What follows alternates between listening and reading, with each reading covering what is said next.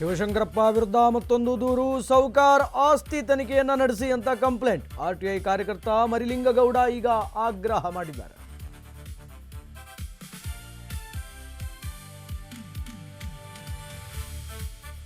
ಇನ್ನಿಬ್ಬರು DCM ನೇಮಕಕ್ಕೆ ಕಸರತ್ತು. DK Shivakumar ಕೈಯಲ್ಲಿದೆ ಫೈನಲ್ ಲಿಸ್ಟ್, ನಂಗೂ ಚಾನ್ಸ್ ಕೊಡಿ ಅಂತ ಸತೀಶ್ ಜಾರಕಿಹೊಳಿ ಈಗ ತೀವ್ರ ಪಟ್ಟು.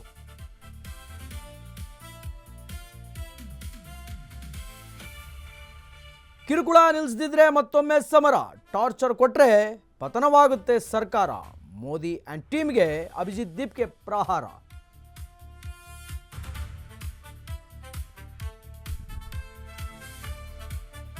ಬಾಗಲಕೋಟೆ ಜಿಲ್ಲೆಯಲ್ಲಿ ಭೀಕರ ಬರಗಾಲ, ಬತ್ತಿ ಬಾಡಿ ಹೋಗುತ್ತಿರುವ ನೂರಾರು ಕೆರೆಗಳು, ರೈತರಲ್ಲಿ ಹೆಚ್ಚಾದಂತಹ ಆತಂಕ.